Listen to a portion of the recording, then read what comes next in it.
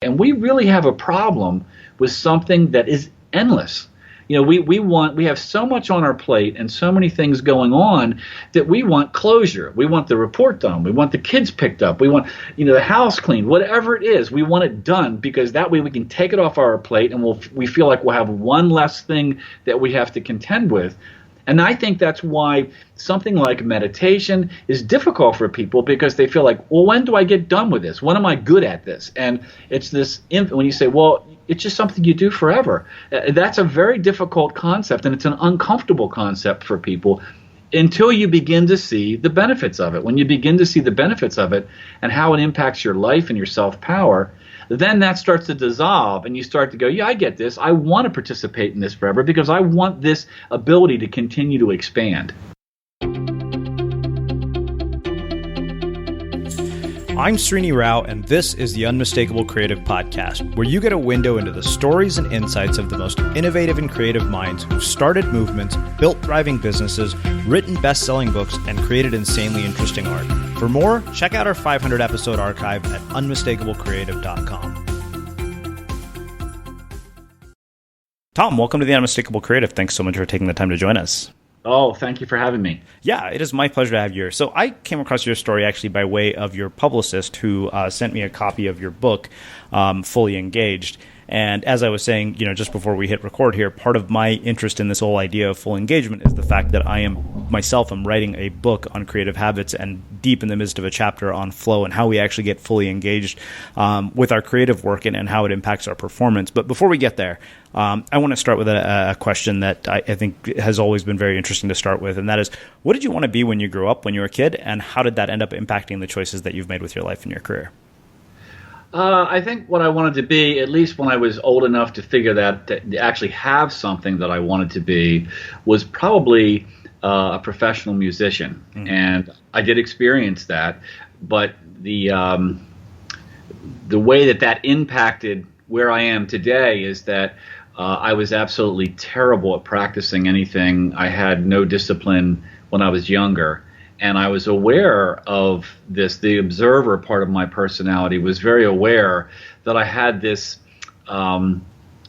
creative side of me that was always in search mode for something else to go after, and I would get very intense about it and want to take off after it and get very excited. But I would burn up that initial enthusiasm fairly quickly, and then after that happened, then I would find myself in this very familiar struggle to keep myself going, and that would be because I was very attached to the goal at whatever it was that I was trying to accomplish. And for example, with piano, when I started on the piano, I could hear all this stuff in my head that I wanted to be able to play, and obviously when I sat down at the piano, I couldn't do it, and I didn't really have any perspective on how long it was going to take me to do that. The whole thing just seemed insurmountable. And so I ended up not continuing. After about 9 months, I quit playing. I came back to it later. Interestingly, when I was probably about a senior in high school, I was really aware that I had this behavior that I repeated over and over again that I just described, and I knew that I had to change it, otherwise I was never going to accomplish anything I wanted, and I was never going to have any self-power. So that decision that I had to change it, my awareness of it was very clear to me, but I had no idea how I was going to do that. Mm-hmm. And when I was in my first year at the University of Delaware, somebody, a close friend of mine, was taking a Religions of the World course, and he handed me his textbook, and I began reading on all the Eastern thought, which brought in this Zen mind and present moment functioning and all this sort of thing. And for some reason, it was like somebody flipped a switch. And at the very same time, I had started back into the piano with a very high-level jazz improvisational teacher. And so the two of those coordinated so that I was able to begin to develop this present moment functioning, and I became pretty proficient in playing and actually did play professionally for quite a few years. Mm.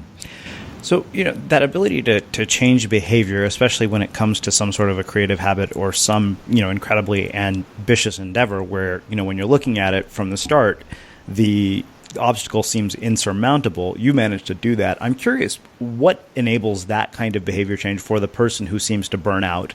Especially the one that starts out with so much enthusiasm, because, I've seen this with a lot of people who start creative projects, even blogs, for example. I think the standard sort of rate for any online project is most people quit after about 90 days because of exactly what you're talking about. Well, I think that the number one cause is that we are taught bottom line mentality. So we are very attached to the goal itself as opposed to the process of achieving the goal. And that's really it in a nutshell. I mean, we spend 99% of our time achieving our goals in a very short period of time actually having the goal. I mean, actually realizing the goal. And so we become so attached to this moment that we're going to achieve this goal that what that does is it immediately puts us at war with the process of achieving it. The process becomes this nuisance that we have to go through so that we can get to this place out here where we can actually hold the goal in our hand and say, now I have it. And I really think that that's where we fall down. And once we begin, if you look at it like a race, one of the things that we have to remember is that the reason any of our goals are satisfying is because of the process that we went through to achieve them. Mm-hmm. If I draw a line with a piece of chalk on the sidewalk and say, there's the finish line, step over it, it means absolutely nothing. But when you have to prepare for a marathon and then you have to run the marathon, when you step over that same chalk line at the end, the reason it holds so much value to you is what went into actually getting to that point. And I think when we can begin to to become engrossed in that and to take that on as to envelop it and to make it and to understand that this is where the joy is. This is the reason this is satisfying. It's because it's a personal expansion that is happening to us in every moment. It's one that we're experiencing right now in this moment, and that means that we're missing that because our mind and our attention is not on what we're doing right now. It's on this thing in the future, and I think it's really a paradigm shift that we need to learn. Mm-hmm. It's interesting for you to say that because, as I mentioned, I'm in this book about creative habits. And one of the things that I'm learning is that the thing that I enjoy most is actually the process. Like, as I was looking back at it, I thought, getting to hold the book in my hand when it was finished was very cool, but I would give anything to be right back in the middle of it. That was where I found the most joy. But, the thing that I think comes up in my mind is, okay, that's easy for people like you and I to say who have managed to do this and hold this finished book in our hand. And for the person who hasn't, they, in their mind, it's really easy to understand what you're saying intellectually, but I think to actually change their behavior based on understanding this, I think poses a challenge. And I'm curious what you have to say about that. Well, I would say before you can do anything that we're talking about here, the very first thing you have to do is some thought awareness training. And the reason I say that is because what you're describing there is that people cannot separate themselves from the emotional content of what they're experiencing. I mean, it's their emotions that make them feel like this is difficult, it's unpleasant, I don't want to be here, I want to be over there. And they're in their thoughts, they're actually participating in their thoughts as opposed to being objective and observing their thoughts. And if you can't do that, if you can't experience that separation, because that's really where the power is, and that's really where the release comes from, and where it begins to be a real knowable experience. So I always tell people that the very first thing you have to do is practice thought awareness training, and you can call it meditation if you want. It really needs to be something like a following your breath series or repeating a short phrase. But it's in that practice that two things happen. One is you become more aware that you are not your thoughts, that you are the one that experiences your thoughts, and some of the thoughts that you experience, you intend. In other words, you have you're planning a goal, and you got to write the stuff out, or you're solving a problem, and you're working that out. Those are thoughts that your mind is serving you. It's working as a problem-solving machine. But because the mind likes to solve problems and it doesn't like to be idle, it will go into search mode if you don't give it a problem, and that means it's generally someplace other than where you are now. And most people, we spend our lives just going along with it wherever it's going and experiencing all the emotions that are related to the thoughts that it's firing off. And then we are, people say, well, how do I become more present moment? And my response is, well, you have to know when you're not being present moment. And most people don't know that. They're just not being present moment. It's like, how do I become more patient? Well, you can't switch back to being patient if you don't know you're being impatient. You're just experiencing impatience. And that's the conundrum, and it's the paradox here of, as you begin to become more aware that your mind is here, but you yourself is here, and you need to pull the mind back into what you want. That's when you get the privilege of choice and being able to use your mind and say, this is what I want you to do, because this is where I have decided we're going to go. And that comes from this process of watching your, sitting quietly, and it's so simple. The mechanics are so simple. I mean, sitting quietly and watching your body breathe, and what will happen very quickly into that is that your mind just takes off because it says, this is boring, I don't want to be here, there's got to be a problem I can chew on. So it just takes off, and you go with it. And then what happens is, when you're intentionally trying to watch your breath, you will wake up and realize that you're someplace other than watching yourself breathe or saying your phrase. And it's in that microsecond that you expand, your awareness, your self-awareness expands. And when that happens, what you gain from that is you gain this increase in awareness of what your mind is doing and that you are not your mind. And you also gain the willpower to pull the mind back, because you have to pull it back to whatever the task is, saying your phrase or watching your breath. And it's amusing to me when people do this and they say, well, first of all, there is no such thing as a bad thought awareness training session or meditation session, whatever you want to call it. There's no such thing as that. People say, well, I'm not very good at it. And I say, why do you say that? And they say, well, because I'm always chasing my mind. And my response is, well, you can't be chasing your mind if you're not noticing that your mind is running off, and that is the goal. So if you're chasing your mind a lot, it means that you're noticing your mind a lot, which is great. You're getting a lot of reps in, just like you're at the gym. So don't look at it as a failure. Look at it as as an indication that your awareness is growing. And I think that it's very important for people to see that. But as that happens, it's such an amazing, magical thing, because mechanics of it are so simple and it's so subtle. But what begins to happen is you begin to be outside of your thinking process, and you begin to direct it instead of just being a puppet of it. And that's when you really start to gain self-power, and you begin to do the things here that we're talking about, where people say, well, I haven't experienced that. Well, that's because you're being run by your mind instead of the other way around, and you're not even aware of it. So I want to ask you a question. This is out of morbid curiosity, because I've had quite a few meditation teachers. We've even had a former Buddhist monk here as a guest. One of the things that I've heard over and over is that it's not necessarily the length of your meditation sessions, but it's the frequency, the repetition, that actually allows you to get the benefit from it. So you don't have to go to a monastery in India or sit in an ashram for 10 weeks. You can literally derive the benefits of this from like 2 minutes a day.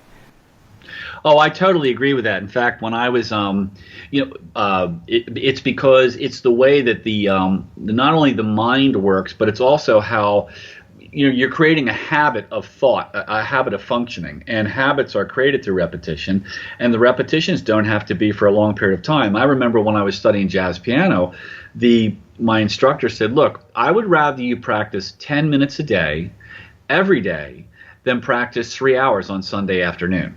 Because it's the time period, there are things that are happening in between the actual practice sessions that you're not aware of. And, this is part of mastery. When we are working at mastering something, for example, I play several instruments, and I've always wanted to play drums, so I just started on the drums. And when I first started, you're doing these independent rhythms. And so because I'm right-handed, the rhythms are very easy for me to do with the right hand, but not so easy to do with the left hand. So I start tapping out these rhythms with the right hand, and then I have to do it with the left hand. Well, when I first start to do this with the left hand, it's just not there. I mean, it just says, no, I don't know what you're talking about, and it doesn't want to follow my instructions. But what's interesting is, because I'm aware of how the mind works and how the synapses are formed and all these things, I just ignore that, and I just continue to intend for my left hand to do what I want it to do.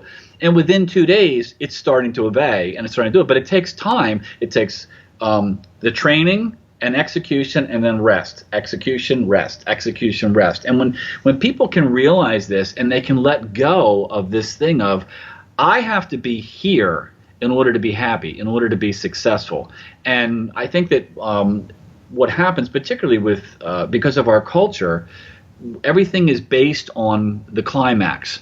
Meaning, if you watch television commercials, they always show the people own the $50,000 car. They're in the big house. They have the big job. Everything, they're already there. They're already at the end of the whatever their endeavor is. There's never any emphasis on the process of getting there, which is where the joy is. And then we carry this in everything we do. It's not how much you study. It's what grade you got on the test. That's what matters. They wonder why people cheat. Well, that's because we're taught this stuff from the time we're kids, that this is what matters is getting the end result, and that gets carried into a meditative practice. We feel like I should be at this level now, and it's amusing to me, and it's also we resist it because when you a meditation practice is like it's like exercising. You never get to a point in physical exercise, whether it's yoga or some sort of interval training or something like that. You never get to a point where you go, well, I'm done. I don't need to do this for the rest of my life because I've mastered exercise. It doesn't work that way. It's part of healthy living and maintaining a mindset and a physical body. And a meditative practice is the same way. And we really have a problem with something that is endless. We have so much on our plate and so many things going on that we want closure. We want the report done. We want the kids picked up. We want, the house cleaned. Whatever it is, we want it done because that way we can take it off our plate and we feel like we'll have one less thing that we have to contend with.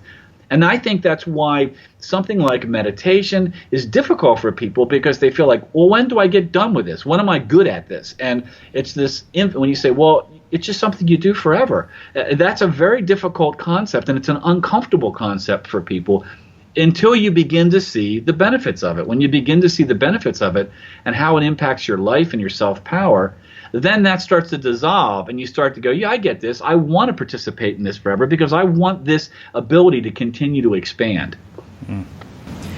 So walk me through sort of the trajectory of studying music in college to how you ended up doing the work that you do, because I know it's been this very sort of varied career from having read the book, and I'm curious kind of, what have been sort of the major inflection points that have led you to today? Well, when I was at the University of Delaware, my major was actually turf and horticulture. I was going to be like a superintendent of a golf course. And so it was a roundabout way to get into what I'm doing. But because I always had a love of music. I had started playing the guitar when I was 4 years old. We didn't have a piano. I studied seriously for several years. And then the instructor was sick and had to give it up. And then we got a piano when I was 9. I took lessons for, maybe 10 months. And I was a terrible student. And I quit then. But I had this tremendous love for music. I could hear it all the time in my head. I had all these ideas for arrangements and compositions. So when I was at the University of Delaware, as I said, I was studying jazz piano, and I got it myself into a position where I had fulfilled all the degree requirements for the degree I was in. But what disturbed me was that they were basically telling us, and particularly in the herbicide class, is that there was this a lot of evidence that the herbicides that were being used on the golf course were causing brain cancer and all sorts of stuff. And I said, this might not be a good road for me.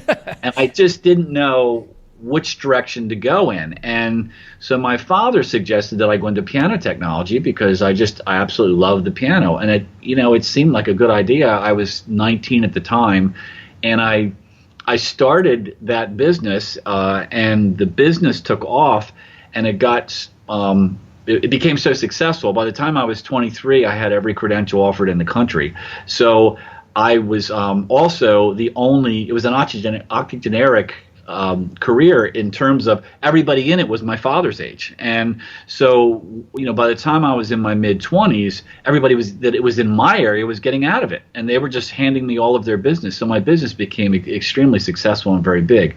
Now, the reason I mention that is because everything that you do on a piano is at least 88 times because you got 88 notes, but usually it's hundreds of times. And for example, a piano action, the keyboard system has about 5,000 parts and about 34 adjustments per note. And every adjustment is interdependent on every other adjustment. So if you turn adjustment 1, it's going to affect all the other adjustments. So you basically have to constantly refine these adjustments as you go through what they call regulating the action.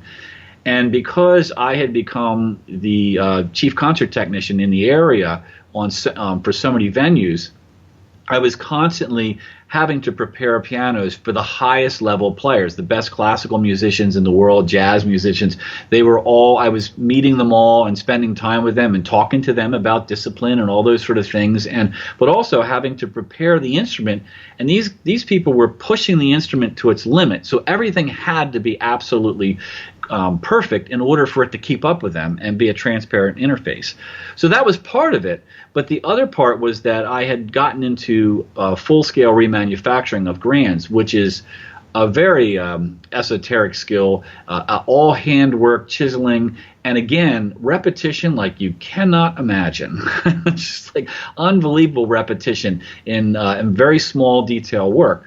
So at the end of the day, I was working 6-7 days a week, 65 to 70 hours a week, and I was almost all of my time was in solitude. I worked by myself, and when I would come into a theater to work, everybody left, and I would just be on the stage by myself for hours with the instrument, and they wouldn't come back until I told them I was finished. Many times I would go in at 4 o'clock in the morning if I had to, because there was stuff going on in the theater, so that I could have a quiet place to work. And so I spent a lot of time by myself doing this incredibly repetitious work, which gave me this wonderful incubator for working with this Eastern thought. And then I had gotten into sports psychology and found that they were basically two sides of the same coin. But I had this opportunity to constantly apply this stuff and see how it made me feel, how it made me perform, what kind of a difference it made, and just constantly refine it. And that's really where all of my writing came from, and that's where, going through that period of all during that time, I was learning the jazz improvisation. So I work on the piano and then I play, and so I spent all this time in solitude, working with repetition and mindfulness, and it was years of this, and that was really where all of my writing came from. As I was growing up in school, I was always told to be a writer. I didn't do that in school because I was so busy with musical compositions. But by the time I would write for myself, but by the time I got into my late 20s, early 30s, that was when I conceived of writing The Practicing Mind, which was my first book, and the one that preceded Fully Engaged. So I don't know about you, but vacuuming is not one of those things that I ever look forward to doing. But as you know, your environment has a huge impact on your creativity. So I still like it to be clean wherever I'm living and working. But now it doesn't have to be something that you deal with. If you're like me and you grew up in the 80s, you probably fantasized about the day when cleaning your house would be like it was for the Jetsons, meaning you don't have to lift a finger. Well, the good news is that we're already kind of living in that future. And the easiest way to make sure your floors are clean every day is with the iRobot Roomba Robot Vacuum. It cleans up after itself. The Clean Base automatic dirt disposal takes convenience to a new level, automatically empties its own bin into an allergen lock bag that holds 60 days of debris and traps 99% of pollen, mold, and dust mites, so you can forget about vacuuming for months at a time. Let the Roomba clean for you instead. It learns your home, finds dirt, and empties itself on its own. It's got powerful cleaning performance made effortless. Remember, if it's not from iRobot, it's not a Roomba. To learn more, go to irobot.com/unmistakable. So, having been a musician, in high school, and also, having spent insane amounts of time trying to get an understanding of what it is that allows mastery of any craft, I'm curious, what are the lessons about mastery that came from all that time spent in solitude, and also, doing something as esoteric as restoring grand pianos that clearly, in my mind, involves a lot of craftsmanship? It does, and I think, learning to use your goal as a rudder, which is one of the comments that I've made over and over again. You need a goal, because the goal serves as motivation, but it also serves as steerage.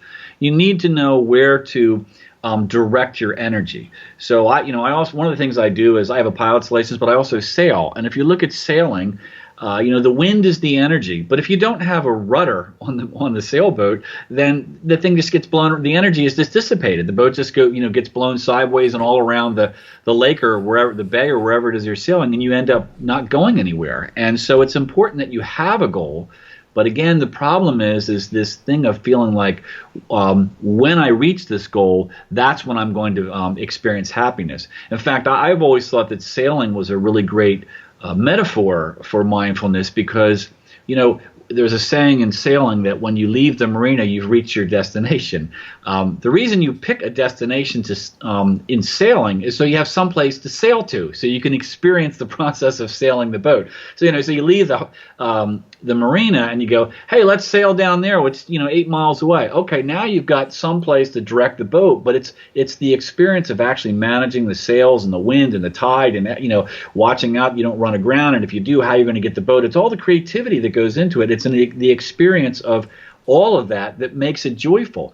And so I really learned, by myself, I really got, because I wasn't distracted with conversation, I was able to, for example, if I had to build a bridge for a piano, you've got hundreds of little pins that have to be drilled in there, hundreds of hand chiseling work that has to be done. And you could sit there. It wasn't that you just had to do that on a piano, but I had like 3 years of work booked. So you'd be sitting there chiseling the bridge on this piano that you knew was going to take you maybe 2 weeks, but you had 5 pianos stacked against the wall that were waiting for you to do them. And so you had to find joy in this whole experience of remanufacturing pianos in this moment. And that became so apparent to me with such clarity that I really started to work at it. And when I did, I began to experience this joy of, I'm right where I am. I didn't see everything that had to be done. All I saw was what was in front of me. And when you do that, your thinking slows down, your thoughts thin out, and you have access to all of your consciousness, as opposed to a mind that's running all around and going, yeah, but what about that piano over there? I know that's got a particular problem I haven't dealt with before. What am I going to do when I get to that? And I had this problem last week. I'm not sure it's absolutely fixed. I'll have to wait and see if the customer calls me back. See, the mind isn't doing all that. It's only notching this bridge right now by hand. And when you do that, it's really a complete release from all the stress and from this feeling of attachment and incompleteness of, I got to be over there, I have to have this. No, there's just me, this tool, and this bridge. That's all there is. And I had to experience that for myself. But once I did, and I saw how freeing that was, and what a joy it was to just be completely absorbed in the moment of what I was doing, in this process of rebuilding this instrument, it began to translate into other things. I started studying golf, and I would go into my basement at night and after work, and I would do maybe 200 swings in front of a mirror, and I would do them in slow motion, and I would sit there and I would break the swing down into like 20 different parts. I'd do 10 swings in slow motion, just looking at my feet and focusing on that, and then just focusing on my knees, and then just focusing on my hips. And then I became so absorbed in the joy of just being absorbed in the process of learning a golf swing that I became very creative. I would put on a set of headsets in the dark and put a film score on that was very pastoral, and I would slowly swing in total darkness to feel the balance of my body. Now, how did this translate out? Well, when I began getting with PGA Pro instructors, I was a total anomaly with them. I mean, they would tell me, I've never seen anybody that has progressed as fast as you. I've never seen anybody with a golf swing that has such a fluid motion. Well, that was all because of all this stuff I was doing. To me, it was just this joy of when I would have a stressful day, to be able to go down and shut everything off. The kids were in bed. I was done talking to my wife, and and now I'm just completely immersed in just this process. I don't have to be anywhere else. I think once people begin to see that, and I have found this in coaching as I work with people. I've worked with people that were like, for example, one guy was a surgeon. And, he was just in surgery, running to do paperwork, in surgery, running to do paperwork. And after we worked together for a couple of weeks, it became this total joy. He found that he was in this complete mindfulness and he was getting comments from the people in the operating room saying something's changed in you. And he was seeing himself completely immersed in this process of doing surgery, completely immersed in this process of doing paperwork. He said, he was coming out at the end of the day refreshed and with a sense of contentment. It was a complete turnaround for his experience of life. And that's really what I try to teach people is you can do this. This can be the natural way that you think. We just haven't been taught to do this in our culture. Mm-hmm. The question that raises, obviously, I think is really, at the heart of what this book is about is how do we do that on a daily basis? Like, I guess let's look at it through the lens of a practical example, because some of that, really struck a chord with me. So I'm in the midst of a book, but I know that, one of the things that happens is it takes me about an hour before I hit flow. Like, I know for a fact that pretty consistently the first 1,000 words will be crappy, and then suddenly I'm kind of like, wow. But there's a lot of things that I have to do to make sure that happens. So I'm curious, how do people bring about this sense of being fully immersed or fully engaged in whatever it is that they're doing on a consistent basis? Like, how do you make this a daily habit? Well, it takes practice, for one, yeah. And it takes non-judgment, for one. Okay. I think that's the big thing, is because where does judgment come from? It comes from this feeling that you should be at a certain place. And one of the things that I wrote about in Fully Engaged is, in general, when we set goals, and the goal here is to be in flow, to be fully engaged all the time. Well, that's somebody, a family member of mine called me one day and said, I tried to be present moment yesterday and it didn't work. And I said, well, the problem with that sentence is the word yesterday.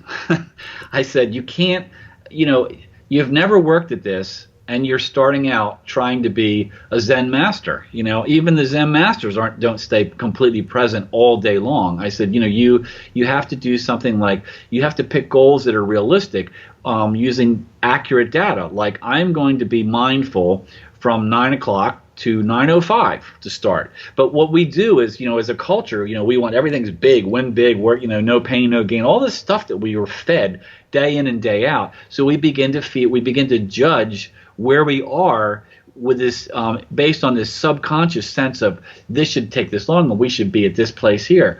A story I've told many, many times. I had one of the people I worked with had quit a corporate job and wanted to become a visual artist. And when she contacted me, I asked her what she was struggling with on the first session, and she said, well, I've been at this for 6 months and I'm not as good as I should be. And I said, well, that's an honest perspective. How good should you be? And there was silence. And she said, well, I guess I don't really know. And I said, well, if you don't know how good you should be, how do you know you're not better than you should be for the average person that's been doing this for 6 months? And she said, well, I never thought of it like that. I guess I don't know that either. And I said, well, if you can do what you do now, if you could do that 6 months ago, would you have thought you were good? And she said, oh, absolutely. And I said, so it's not that you're not moving forward and getting better. It's that your perception of how good you can be is expanding as you move down the road. I mean, this happens in any art form and in anything. When we start out, you really you can't have an idea of what your potential is when you start out. You learn that as you go, and things you can't even imagine begin to present themselves to you.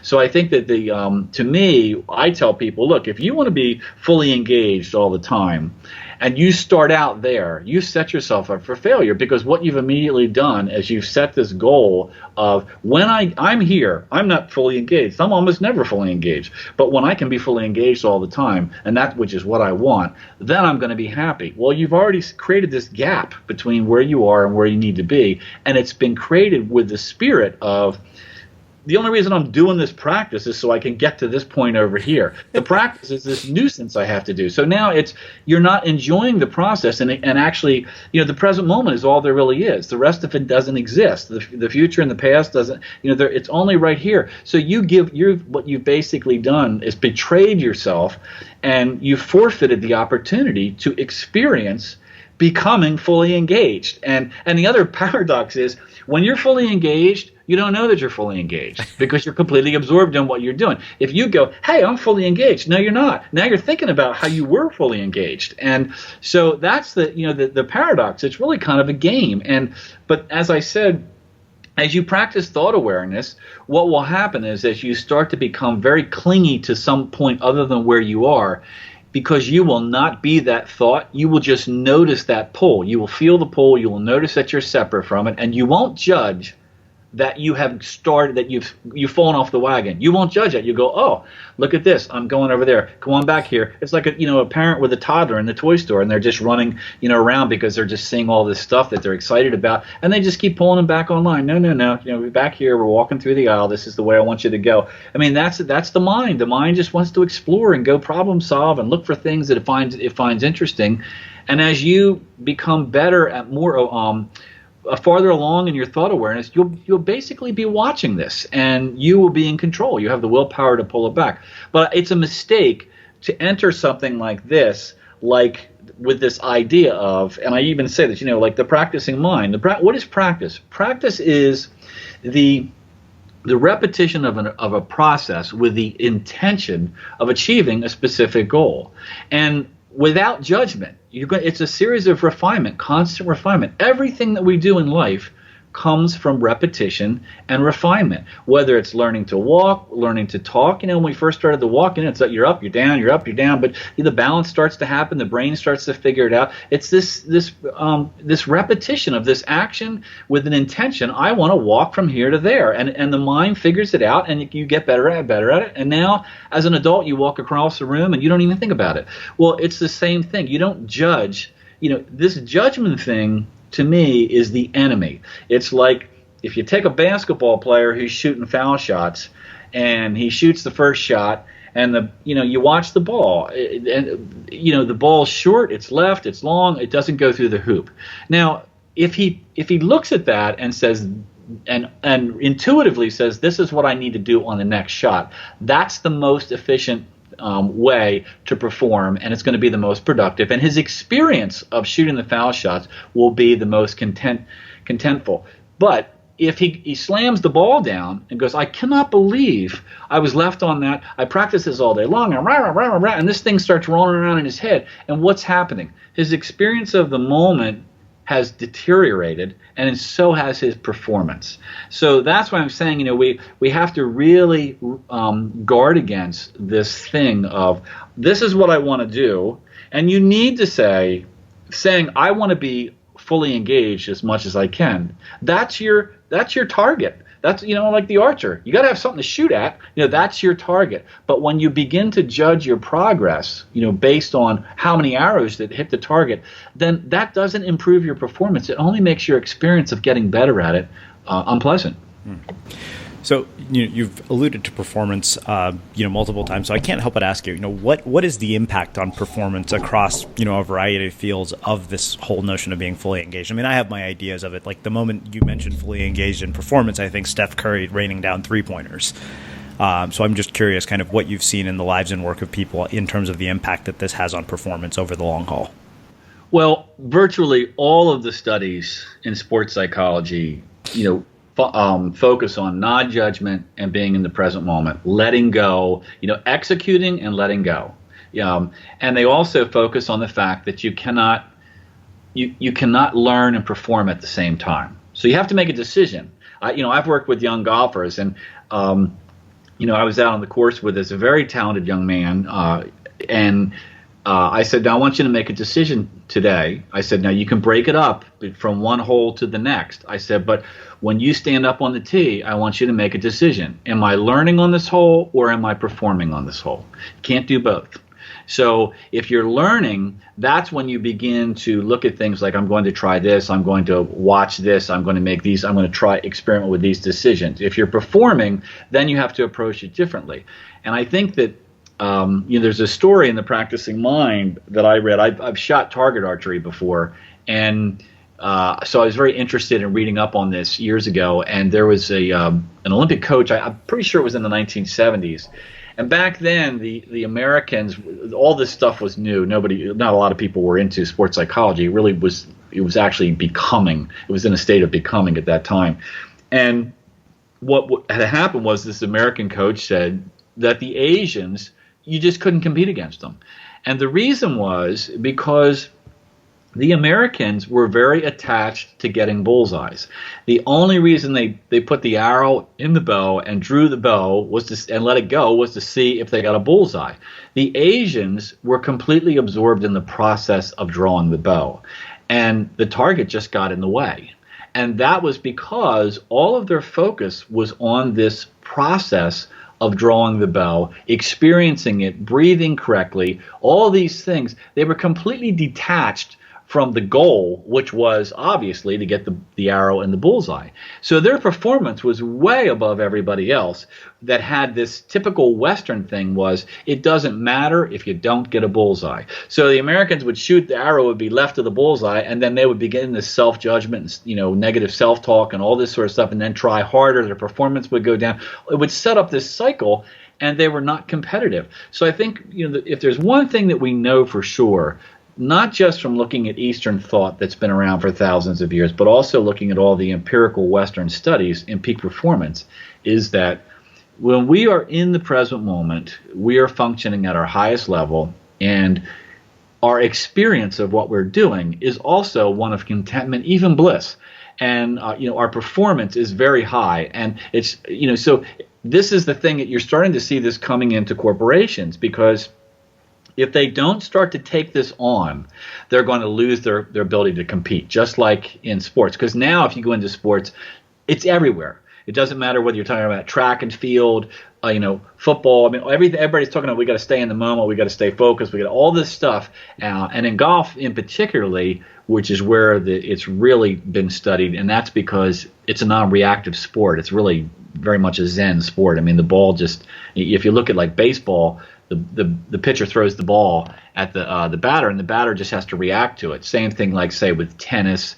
But if you look at golf, this ball just sits there for as long as you want, and it just waits for you to swing at it. And so the mind can really interfere. All these different parts of the mind, the analytical mind, the judgmental mind, they can all get into this scenario and say, boy, whatever you do, don't hit this left and all this sort of thing. And so you have to learn to discipline that and just be in this process of swinging the club and learning to let go and everything that goes into the modern sports psychology of the golf swing. So it's an area where they've really been able to work on it and see how it impacts players.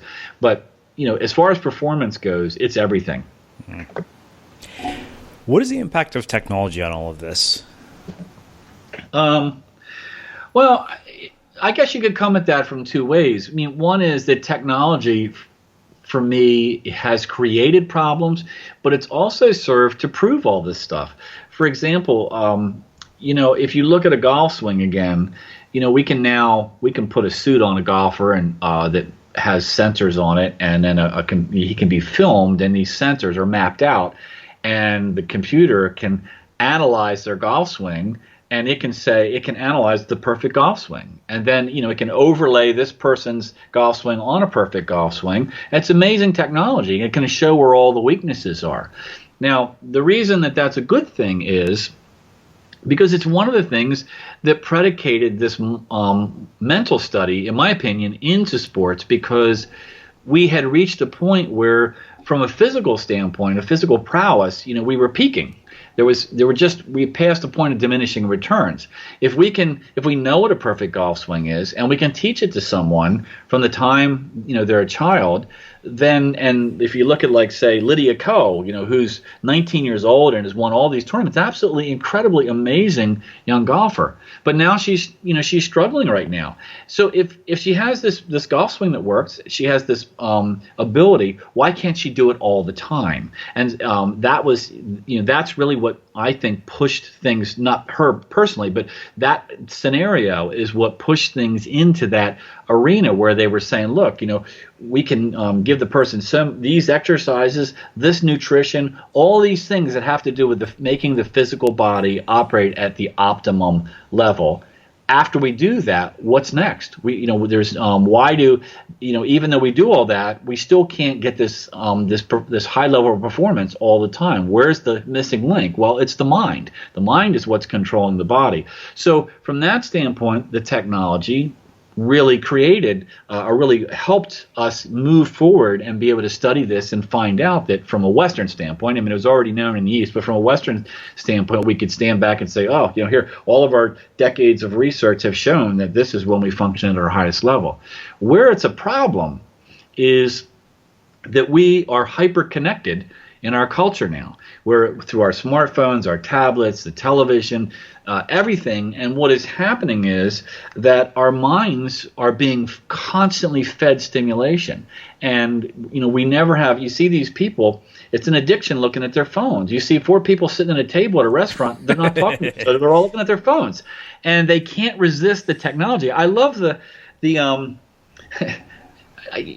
irony of the advertisement. It's like, stay connected, and they're not even connected to the person that's sitting next to them. They're looking at their phone. And it's crazy. And in fact, as a sailor, I read an article not too long ago where somebody was a writer for a sailing magazine, and the guy was in he was in the Caribbean, sitting on a sailboat in a marina with one of those amazing Caribbean sunsets. And he said the thing that struck him was there was a family of 4 on a chartered sailboat right next to him, meaning that they had rented the boat.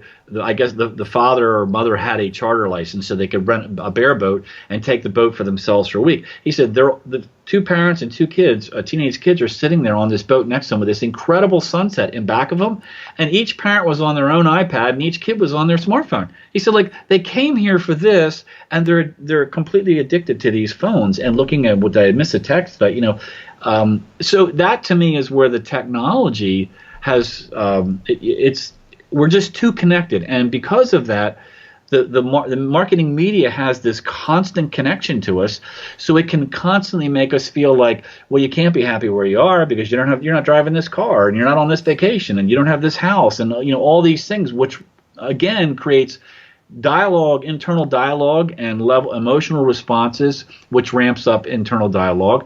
And so instead of the technology quieting our mind, it's serving to agitate the mind. So there's really 2 sides to that coin of what is technology doing. Well, it's taught us things, it's allowed us to learn things, but at the same time, it's also a problem. Wow. Well, this has been incredible. You have packed it with so much insight. So much of what you have talked about has helped me, process a lot of things that I've been struggling with for the last few weeks with my book. So I'm very happy. I asked a lot of questions that I did for very selfish reasons, but hopefully they've been helpful to people listening. So I have one last question, which is how we finish all our interviews at the Unmistakable Creative. What do you think it is that makes somebody or something unmistakable? For me, it's how they view their place in terms of their dharma, how they view, are they attached to serving other people and finding joy in that, or are they self-serving? And because I think that for me, that is the thing that is so noticeable to me. We always notice people that even a simple thing, like I have found that, like if I'm in a checkout line, and the person, in fact, this happened to me last week. I was in the grocery store, and the girl that was doing the checkout was just kind of overwhelmed and was clearly not having a good day. But she had a name tag on, and her name was Amanda. And so when she started doing my groceries, she was doing her best to put a smile on and go through that. And when she finished, I looked at her and I said, "Thank you, Amanda. I really appreciate everything you did for me today." Well, if you could have seen the change in her demeanor and her face, just because I called her by her name and showed some appreciation, it made such a difference in her, and I think probably started her on a different foot. She smiled, and I could see the tension leave her.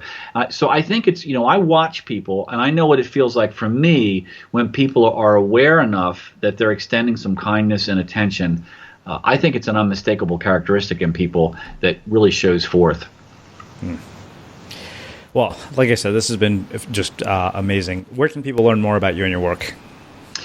Well, they can come to any one of my websites, They can come to the practicingmindinstitute.com, which is what I founded this past year, and there's free stuff you can join. There's a lot of stuff coming up, some online course stuff, mastermind things that are happening where I'll work with a group of people for like 5 weeks for a very inexpensive fee. There's all sorts of stuff that we have coming on for 2017, and basically what we try to do is to take.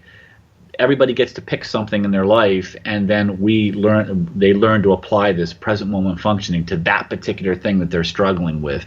And because the goal is to get people to function this way naturally, not to have to be trying to do it. When I was younger, I didn't function this way. I learned it over a period of time. Now it's the way I see everything, and so it's completely transformed my life, and anybody can learn that.